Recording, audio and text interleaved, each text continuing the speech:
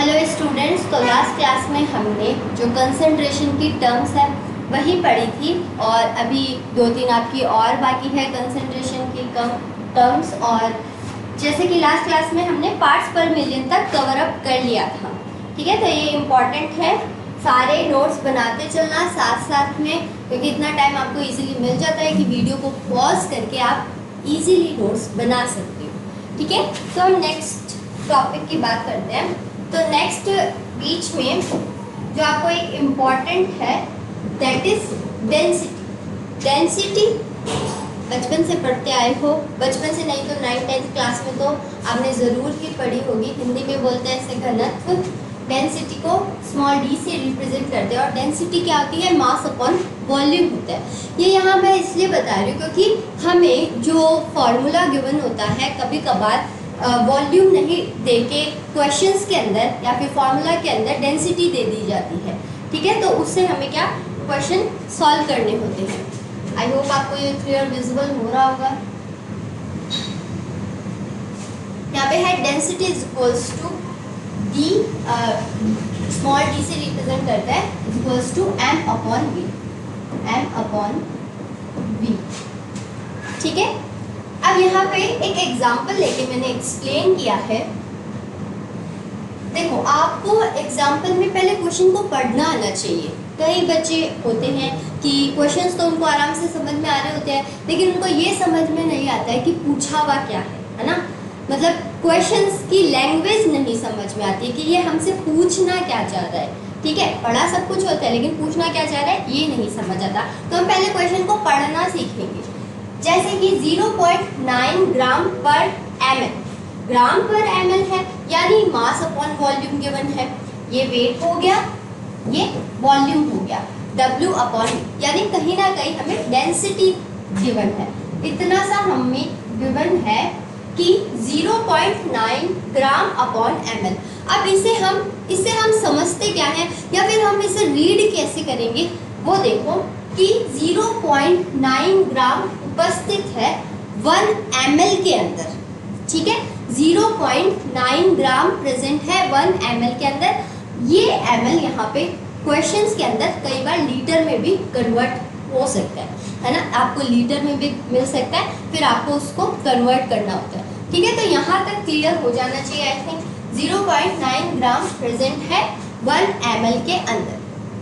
अब हम इसको लिख कैसे सकते हैं भाई, 1 ml में कितना प्रेजेंट है 0.9 ग्राम, 0.9 ग्राम।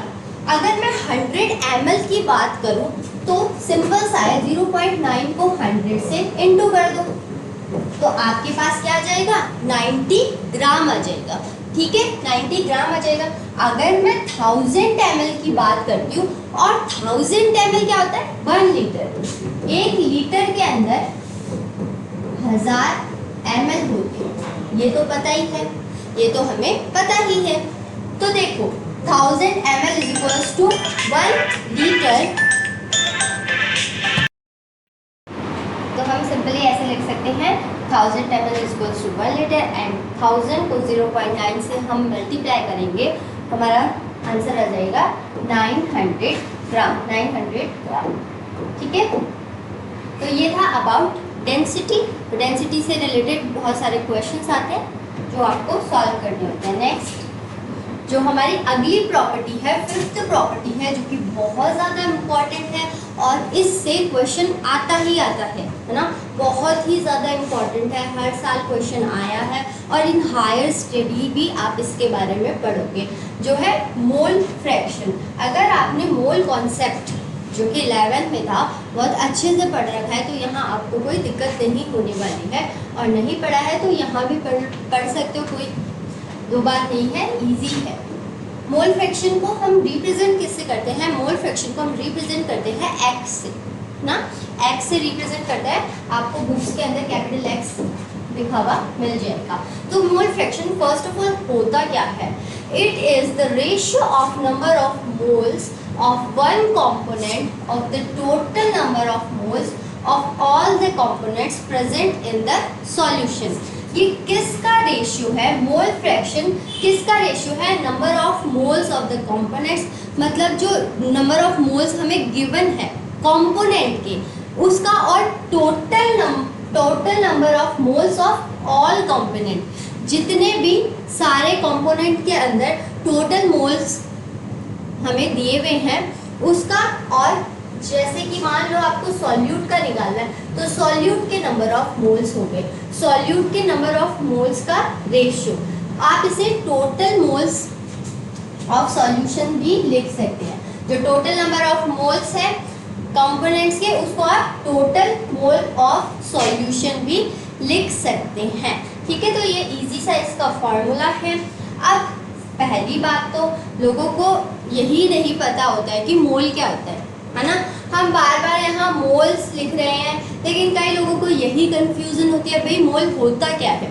तो मोल क्या होते हैं, गिवन मास, जो भी आपको कंपाउंड गिवन हो उसको आप वेइंग मशीन में वेट करोगे, उसका जो भी गिवन मास है upon molar mass, given mass upon molar मास क्या कहलाता है, मोल कहलाते हैं। और गिवन मास आपको जो निकालना है वो ग्राम के अंदर निकालना है। ठीक है, यहाँ तक समझ में आया। ये होती है मोल्स की मोल्स का फॉर्मूला, या आप कह सकते हो डेफिनेशन। फिर अगर हम गैस के केस में देखें, ये तो हम लिक्विड और सॉलिड के केस में मान सकते हैं, लिक्विड में यहाँ ग्राम की जगह ml आ जाएगा। ठीक है, और अगर हम in the case of gas लेते हैं तो volume of gas STP litre के अंदर और upon 22.4 in litre, 22.4 in litre, इससे इसको डिवाइड कर देंगे। बट जनरली हम फॉर लिक्विड ही पढ़ने वाले हैं और फॉर सॉलिड ही पढ़ने वाले हैं, तो ये यहाँ पे हम बहुत बार इसे यूज़ करेंगे। इसको नहीं यूज़ करेंगे क्योंकि ये ओनली गैस के लिए यूज़ आता है, बहुत कम क्वेश्चंस के अंदर ये पूछा जाता है। तो यहाँ तक इनफ है। ठीक है, तो जल्दी से इसको लिख लो। नेक्स्ट, सॉल्यूशन की जब हम बात करते हैं तो सॉल्यूशन में अभी हम मोल फ्रैक्शन की बात करते हैं। तो मोल फ्रैक्शन यहाँ ख़त्म नहीं हुआ है, तो mole fraction first of all निकालते कैसे हैं वो देख लो।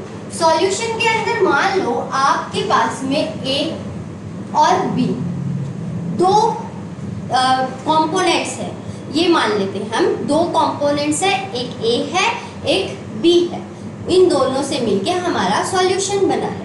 तो नंबर ऑफ मोल जो A के हैं वो हम Na से रिप्रेजेंट करते हैं और B के हैं वो Nb से रिप्रेजेंट करते हैं। Na से रिप्रेजेंट करते हैं इसे और Nb से इसे रिप्रेजेंट करते हैं। तो टोटल मोल्स कितने होंगे सॉल्यूशन के अंदर, जो हमारे टोटल मोल होंगे वो कितने होंगे, मोल्स ऑफ A और मोल्स ऑफ B, A के मोल प्लस B के मोल, ये होगा total mole of the solution. जो सॉल्यूशन है उसके टोटल मोल कितने होंगे, मोल्स ऑफ A और मोल्स ऑफ B, इन दोनों को जोड़ के ही टोटल मोल आएंगे। तो हम इसे Nt से रिप्रेजेंट करते हैं, and total number of total moles is equals to Na और प्लस में Nb, मतलब A की मोल प्लस B का मोल। ठीक है, तो ये इसका फॉर्मूला हो जाता है। और दो कंपोनेंट ही हमें गिवन है तो हमें दो के ही मोल्स जोड़ सकते हैं, तीन होते तो हम तीन को यूज ले लेते हैं। ठीक है, अब मोल फ्रैक्शन का जो फॉर्मूला होता है वो देख लेते हैं। मोल फ्रैक्शन ऑफ A, अगर हमें A के लिए मोल फ्रैक्शन निकालना हो तो इसे XA से लिखेंगे। ठीक है, X से तो हम उसे रिप्रेजेंट करते हैं, इसे XA से लिखेंगे, is equals two moles of A upon moles of the solution. एक तो A के मोल अपॉन जो टोटल है उसके मोल, तो Na के लिए लिख रहे हैं तो हमने यहाँ Na लिखा, अपॉन में Na plus Nb, Na plus Nb मतलब टोटल Nt, आप इसको Nt भी लिख सकते हो।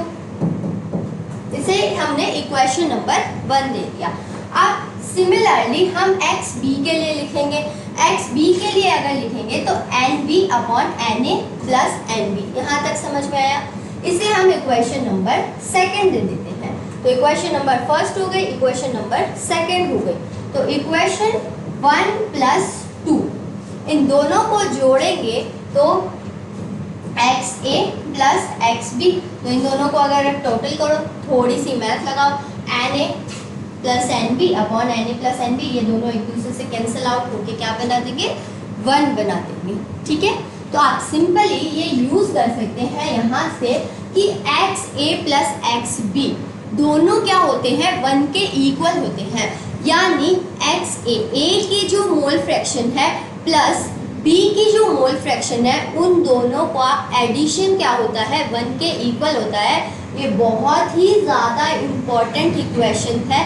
अब इससे हम क्या कर सकते हैं, मान लो आपको एक्स ए गिवन है, ठीक है, ये मान लो गिवन है, और आपको एक्स बी पूछा है, तो आप सिंपली 1 में से माइनस कर सकते हो एक्स ए, तो आपके पास में एक्स बी की मोल फ्रैक्शन आ जाएगी। ठीक है, तो ये एक सिंपल सा फॉर्मूला हमने यहाँ पे पढ़ा, इस पूरे को नोट डाउन कर लेना। नेक्स्ट हम यहाँ पे अगर हमारे पास में ए बी सी डी कोई भी 4 कंपोनेंट भी अगर होगा ना सॉल्यूशन मिक्सचर के अंदर, तो हम उन चारों को भी इक्वल्स टू 1 लिखेंगे। उन चारों को भी क्या करेंगे, इक्वल्स टू 1। 4 दे दो, 10 दे दो, 5, 6 कितने भी आपको कंपोनेंट्स दे दी जाए, उन सब की मोल फ्रैक्शन का एडिशन क्या होगा, 1 के ही इक्वल आने वाला है, 1 के ही इक्वल आएगा। अब नेक्स्ट एक क्वेश्चन लिख रखा है कि एक्स ए की वैल्यू आपके पास में क्या है, 0.2 है, और एक्स बी की वैल्यू है, और एक्स बी हमें फाइंड आउट करना है, तो एक्स बी यहाँ पे फाइंड करना है। तो सिंपल सी हमारे पास में एक्स ए और एक्स बी अभी मैंने एक फॉर्मूला बताया था, वो इक्वल्स टू कितना होता है, 1 होता है। तो हम यहाँ से इजीली एक्स बी निकाल सकते हैं, 1 माइनस 0.2 तो 0.8 आ जाएगा। तो एक्स बी की तो वैल्यू हमें यहाँ मिल चुकी है, लेकिन क्या क्वेश्चन यहीं खत्म हो जाता है, बिल्कुल नहीं। आगे इसने एन ए और एन बी भी पूछा है। If the total mole of solution is 10, अगर 10 है टोटल मोल्स, तो हमें इसको फाइंड आउट करना है। तो एन ए के लिए जैसा कि हमने फॉर्मूला पीछे लिखा हुआ था, क्या आता है, n a plus n b, और मैंने अभी आपको बताया भी था कि मैं इसको एन टोटल लिख सकती हूँ ना। आपके पास एक्स ए की तो वैल्यू है ही, है ना, एक्स ए की वैल्यू है 0.2, क्या नहीं है, एन ए नहीं है, और एन टोटल भी अभी इसने सॉल्यूशन में जो क्वेश्चन है उसमें बोल रखा है कि सॉल्यूशन के मोल्स कितने हैं, 10 है।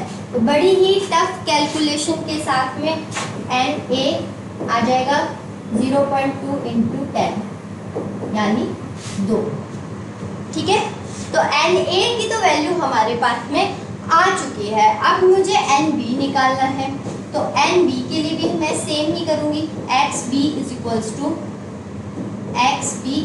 To n b upon n. तो एक्स बी अभी हमने सॉल्व करा है 0.8, और फिर से हम एक टफ कैलकुलेशन करते हैं, तो एन बी आ जाएगा हमारे पास में 8, एन बी क्या आ जाएगा, 8 आ जाएगा। तो ऐसे ही कुछ क्वेश्चंस आपको पूछे जाते हैं जो कि मोल फ्रैक्शन से रिलेटेड होते हैं। इस क्वेश्चन को खुद से भी सॉल्व करने की ट्राई करना। नेक्स्ट एनसीईआरटी का क्वेश्चन है। देखो भाई, एनसीईआरटी के हम सारे क्वेश्चन इसी ही क्लास में, इस पूरी सीरीज के अंदर सॉल्यूशन की सॉल्व करेंगे। ठीक है, तो एनसीईआरटी का क्वेश्चन है, आई होप विजिबल होगा, दिस इज विजिबल, ओके।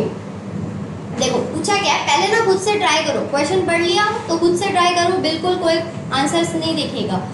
ठीक है, तो देखो पूछा क्या है, calculate the mass percentage of benzene C6H6 and carbon tetrachloride यानी CCl4 of 22 gram of benzene is dissolve in 122 gram 122 gram of carbon tetrachloride.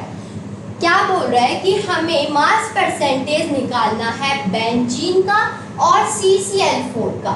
यदि 22 ग्राम बेंजीन डिसॉल्व है 122 ग्राम कार्बन टेट्राक्लोराइड में यानी CCl4 में, तो हमने दोनों के मास ही गिवन है, वेट गिवन है।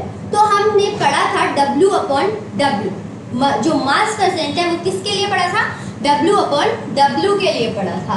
तो बेंजीन की हम जब बात करते हैं तो जो मास परसेंट है W/W वो है W बेंजीन का, और टोटल जो वेट है सॉल्यूशन का, यही तो करते हैं, सॉल्यूट का वेट अपॉन सॉल्यूशन का वेट। पीछे मास परसेंटेज वाला फॉर्मूला याद करो, सॉल्यूट का वेट था या फिर कंपोनेंट का वेट मान लो, और नीचे टोटल का वेट था, ठीक है। तो यहाँ पे W बेंजीन और W benzene plus W CCl4, क्योंकि ये दोनों मिलके ही हमारा पूरा सॉल्यूशन बना रहे हैं, ठीक है, या फिर मिक्सचर बोल दो, एक ही बात है। इनटू 100, परसेंटेज निकालते तो 100 से मल्टीप्लाई करते ना, इसीलिए यहाँ 100 से मल्टीप्लाई कर रखा है। अब W बेंजीन है, बेंजीन के लिए कितना गिवन है आपको, 22 ग्राम गिवन है, 22 ग्राम यहाँ गिवन है, और 22 प्लस 122 इंटू 100, तो कैलकुलेशन करने पे क्या आया है 15.28, 15.28। ऐसे ही CCl4 के लिए आप कैलकुलेट करोगे तो CCl4 के लिए क्या गिवन है हमारे पास, 122 ग्राम ऑफ CCl4 गिवन है, 122 अपॉन 144, क्योंकि इन दोनों को जोड़ने पर 144 ही आएगा, इंटू 100। तो इसको सॉल्व करेंगे तो 84.72 आएगा। अब देखो यहाँ पे आपको पका पकाया मिल रहा है, तो इसका ये मतलब नहीं है कि हम कैलकुलेशन सॉल्व ना करें।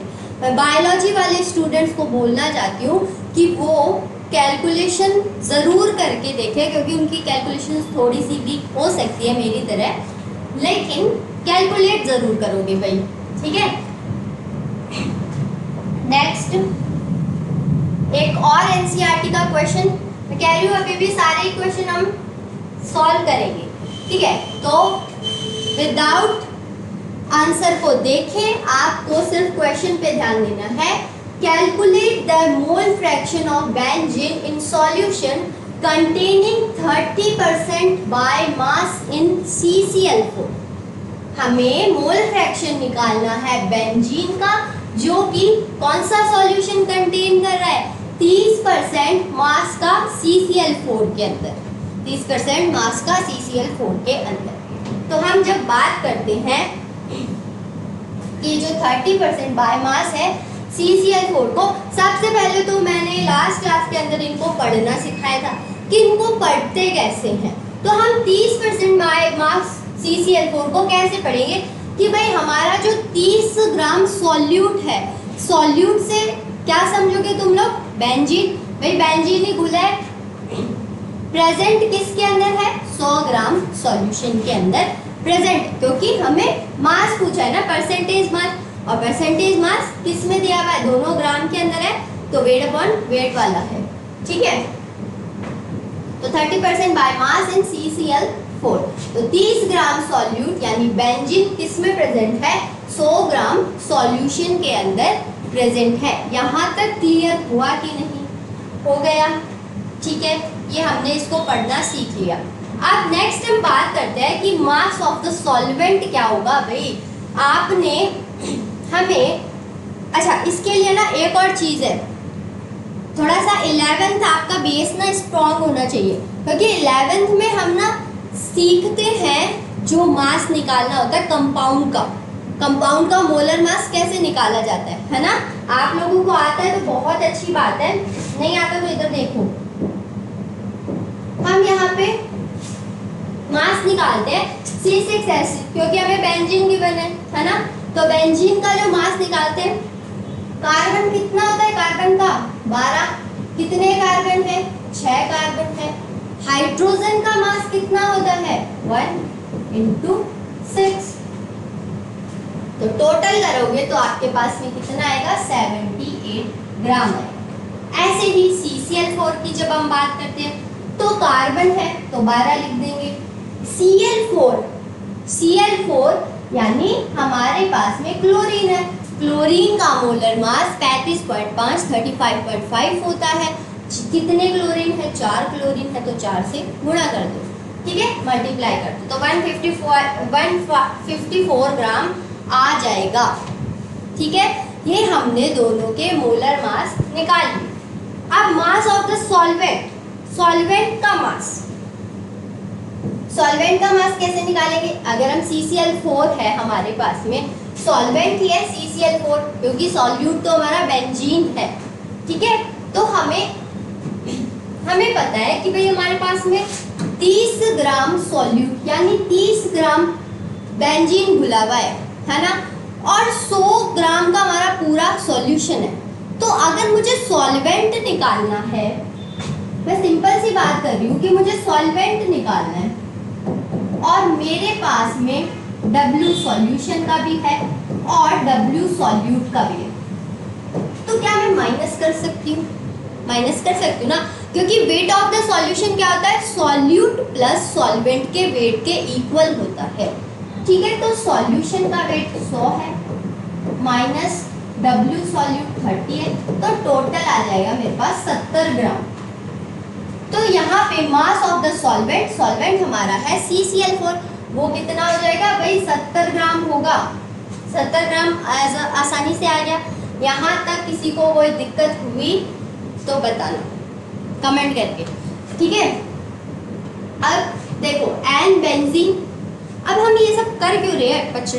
क्योंकि हमें मोल फ्रैक्शन निकालनी है, और मोल फ्रैक्शन के तो नाम में ही मोल है, मतलब मोल तो निकालने ही पड़ेंगे, ठीक है। तो मोल निकालने के लिए हम जब मोल निकालते हैं तो हम अभी पीछे देखो, मैंने आपको फॉर्मूला बताया था मोल निकालने के लिए, ये देखो given mass upon molar mass, given mass upon molar mass. Mole का फॉर्मूला बता रखा था, बिल्कुल बताया हुआ है।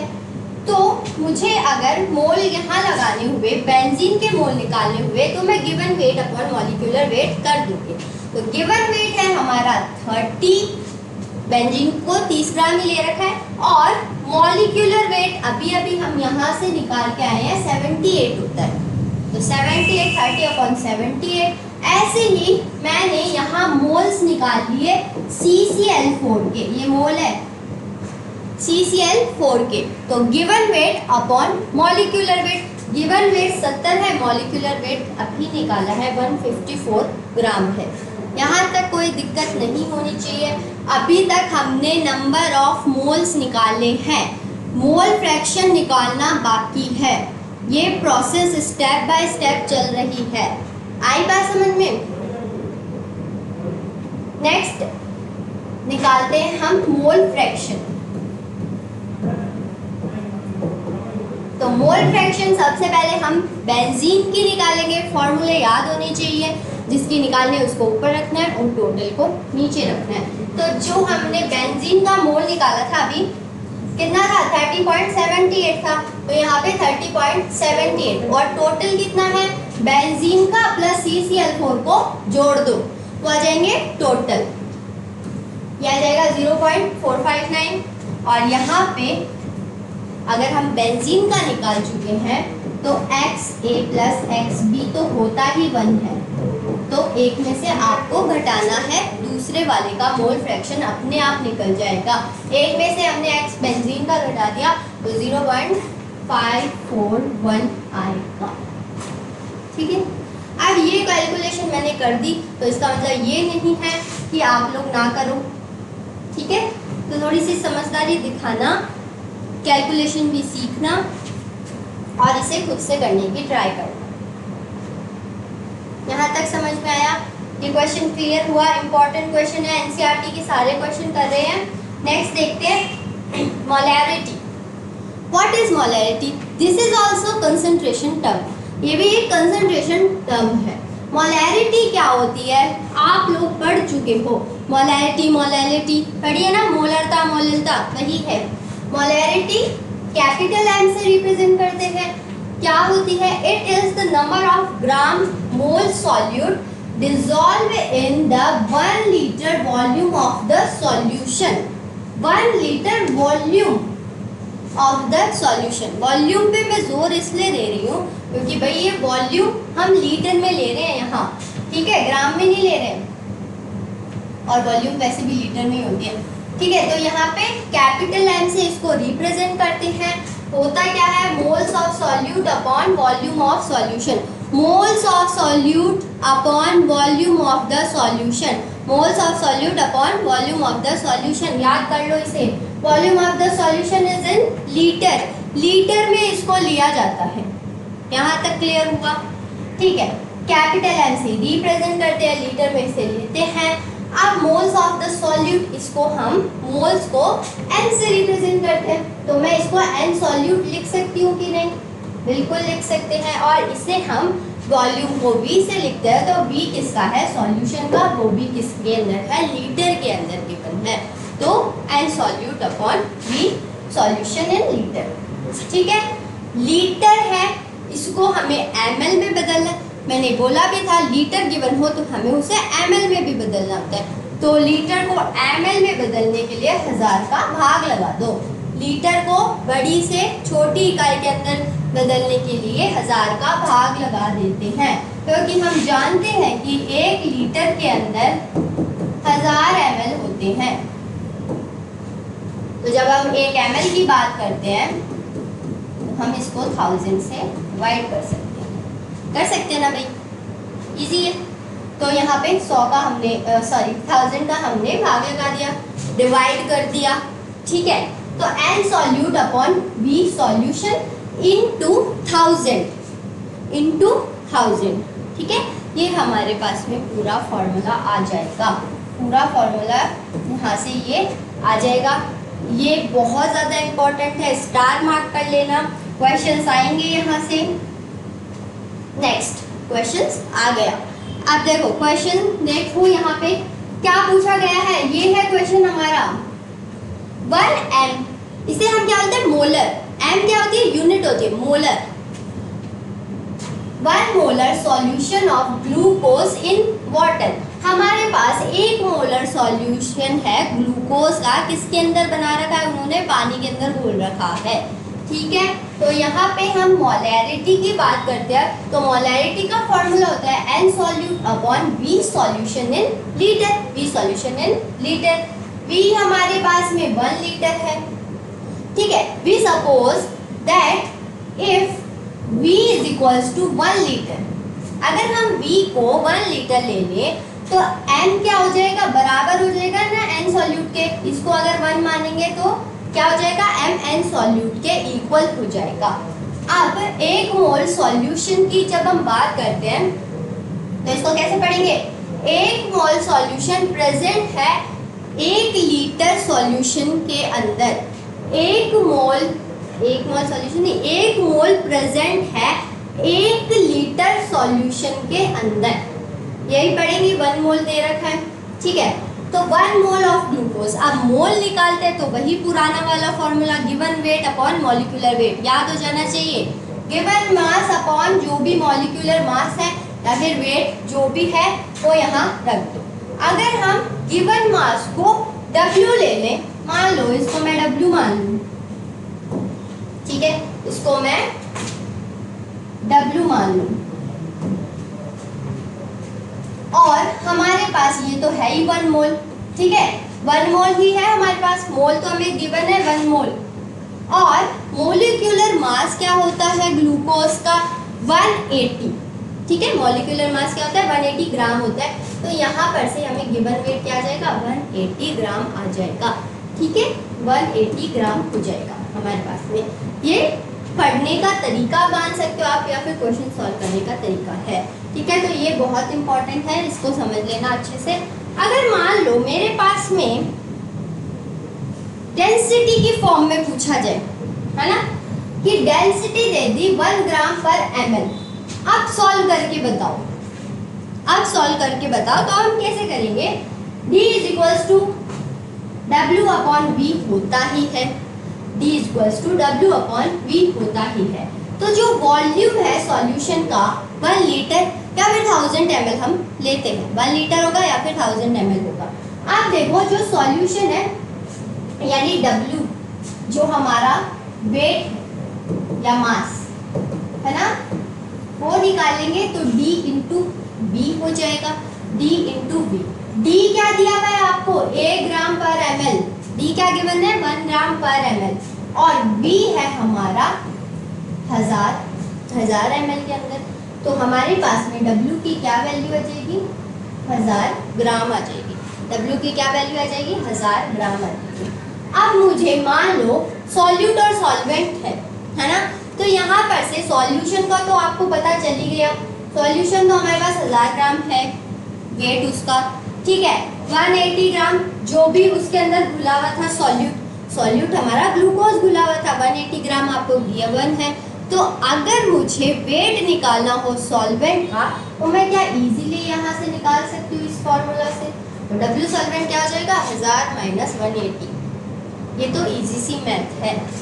यहाँ पे 820 ग्राम हमारा W सॉल्वेंट हो जाएगा, ठीक है, W सॉल्वेंट हो जाएगा। तो यहाँ तक समझ में आया, ठीक है, यहाँ तक समझ में आया। वापस इसको रिपीट कर लेना, नहीं समझ में आया तो वापस रिपीट कर लेना।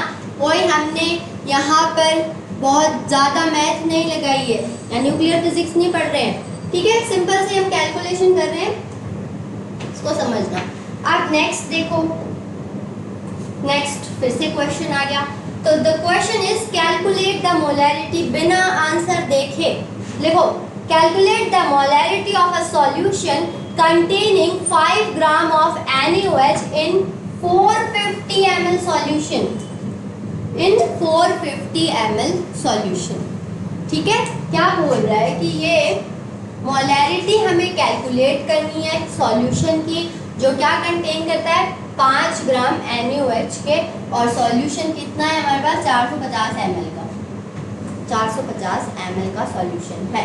तो M is equals to N solute upon V solution, N solute upon V solution। तो N solute, सबसे पहले तो हमें solute निकालने पड़ेंगे। N क्या है, नंबर ऑफ द मोल्स है, मोल्स निकालेंगे तो गिवन वेट अपन मॉलिक्यूलर वेट करेंगे। तो गिवन वेट क्या है हमारे पास में 5 ग्राम है NaOH का, 5 ग्राम लिख दो। मॉलिक्यूलर मास है ना, किसका निकालेंगे, यहाँ NaOH का, NaOH का मॉलिक्यूलर मास निकालो। सोडियम का कितना होता है 23.3, ऑक्सीजन का 16, हाइड्रोजन इज, तो कितना आ जाएगा टोटल 40 आएगा, ठीक है, अराउंड 40 होता है। तो हमने यहाँ से नंबर ऑफ मोल्स निकाल लिए, रख दो फॉर्मूला के अंदर। फिर V सॉल्यूशन कितना गिवन है भाई साहब, हमें 450 ml गिवन है, तो 450 ml यहाँ पे चिपका दिया। तो 140 इंटू 450, अब ml में है और हमें लीटर में लाना है, तो 1000 से इसको इंटू कर देंगे, 1000 से इस पूरे को इंटू कर देंगे, है ना, डिवाइड में आता है तो ऊपर जाके इंटू ही होता है। यहाँ पे हमारा जो आंसर आ जाएगा वो मोल पर लीटर के अंदर आ जाएगा। और किसी को ml वाले में थोड़ा सा दिक्कत हो ना, तो इधर इसको सॉल्व भी करा हुआ है, इसको देख लेना। 1 ml is equals to 1/1000 litre, तो 450 ml को चेंज करेंगे लीटर के अंदर, तो 1000 से डिवाइड करेंगे, वो डिवाइड के अंदर आएगा इसलिए ऊपर चला जाएगा इनटू के अंदर, ठीक है। यहाँ तक समझ में आया। नेक्स्ट जो हमारी टर्म है दैट इज मोलैरिटी। मोलैरिटी से भी आता है क्वेश्चन, मोलैरिटी से भी आता है, किसी से भी आ सकता है। तो मोलैरिटी स्मॉल m से रिप्रेजेंट करते हैं। होती क्या है, it is the number of gram of mole of solute dissolve in 1 kg solvent, 1 kg। अब यहाँ सॉल्यूशन नहीं है, सॉल्वेंट है, यहाँ ध्यान रखना 1 किलोग्राम सॉल्वेंट के अंदर घुला हुआ है, तो मोलैरिटी और मोलैरिटी के अंदर ये डिफरेंस है, ठीक है। तो small m is equals two moles of solute upon mass of the solvent in kilogram. अब m solute upon w solvent in kg। वैसे ही इसको हमने चेंज करा यहाँ से ग्राम के अंदर, ठीक है, ग्राम से किलोग्राम में चेंज करना है, तो यहाँ से ये पूरा सॉल्व हो जाएगा। यहाँ किलोग्राम है और किलोग्राम से हमने ग्राम के अंदर इसे चेंज कर दिया इनटू 1000 लगा के। तो ये फॉर्मूला लिख लेना, इसका अच्छे से इसको याद कर लेना। नोट क्या है, इस पे हम क्वेश्चन करेंगे मोलैरिटी से, उससे पहले हम एक नोट देख लेते हैं। कोई भी कंपटीशन की तैयारी कर रहा है, नो मैटर, बोर्ड की तैयारी कर रहा है, नो मैटर, ये नोट दोनों के लिए ही इम्पोर्टेंट है, बहुत ज़्यादा इम्पोर्टेंट है, पढ़ो इसे। क्या बोल रहा है कि जो mass percent, ppm, mole fraction and जो मोलैलिटी है, they are independent of temperature. ये टेम्परेचर पे डिपेंड ही नहीं करते हैं। They are independent of temperature where molality is function of temperature. Molality क्या होती है? फंक्शन होती है टेम्परेचर का। This is because volume depends on temperature and the mass does not. क्योंकि इन सब में तो हम मास की बात करते हैं और मास किस पे डिपेंड नहीं करता है? मास टेम्परेचर पे डिपेंड ही नहीं करता है। Temperature and mass does not. Volume temperature पे डिपेंड करती है, आयतन टेम्परेचर पे डिपेंड करता है, जबकि मास नहीं करता है। और हम मोलैरिटी के अंदर ही मास यूज करते हैं। ठीक है, where molarity is function of ये नहीं भाई, मोलैरिटी के अंदर नहीं, मास यूज नहीं करते। ठीक है, तो पढ़ लेना इस नोट को अच्छे से, और इससे क्वेश्चन आ सकते हैं भाई। जो आपके कॉन्सेप्ट बेस्ड क्वेश्चन है ना, वो यहाँ से भी पूछे जा सकते हैं, या फिर MCQs के अंदर भी कभी कभार इसी लाइन को तोड़ मरोड़ के दे दिया जाता है। ठीक है, तो यहाँ तक समझ में आया। अब आपके पास में होमवर्क है, होमवर्क गिवन है तो होमवर्क तो करना ही है। 2 क्वेश्चन दे रखा है, calculate molality of 2.5 gram of ethanoic acid. ठीक है, एथेनोइक एसिड की मोलैलिटी दी हुई है यहाँ, है ना। मोलैलिटी हमें कैलकुलेट करनी है, और 75 ग्राम ऑफ बेंजीन के अंदर जब वो घुला हुआ हो। Second question is density of glucose is 0.9 gram per litre, then calculate the molality. इस बार आपको मोलैलिटी निकालनी है किसकी? ग्लूकोज की। ये दोनों क्वेश्चन करने बहुत ज़्यादा ज़रूरी है, तो नेक्स्ट क्लास के अंदर ये दोनों क्वेश्चन आप करके आओगे और इसके आंसर बताओगे। ठीक है, कुछ खुद भी किया करो, घर पे सॉल्व करने की ट्राई किया करो। अब देखो, रिवीजन की हम बात करें तो क्या कैसे करेंगे, है ना। पहले लिखो इसको, अच्छे से नोट्स बनाओ, और नोट्स बनाने के बाद में उसको बार बार रिवाइज करो। अब जैसे ये नहीं है कि आपने पहले जो क्लास के अंदर पढ़ा है, लास्ट क्लास के अंदर जो भी आपने पढ़ा है, वो आप इस क्लास के अंदर रिवाइज ना करके आओ, है ना। तो जो भी पहले का पढ़ा हुआ है वो याद होना चाहिए, फिर नेक्स्ट क्लास लो, तभी समझ में आएगी, नहीं तो नहीं आएगी, है ना। लोग बोलते केमिस्ट्री टफ है, नहीं, बिल्कुल भी नहीं है, और ना ही बकवास आएगी, आराम से समझ में आएगी अगर आप पढ़ोगे तो। घर पे थोड़ा सा टाइम दो, इसको पढ़ो, बाकी की बातें नेक्स्ट क्लास। Thank you.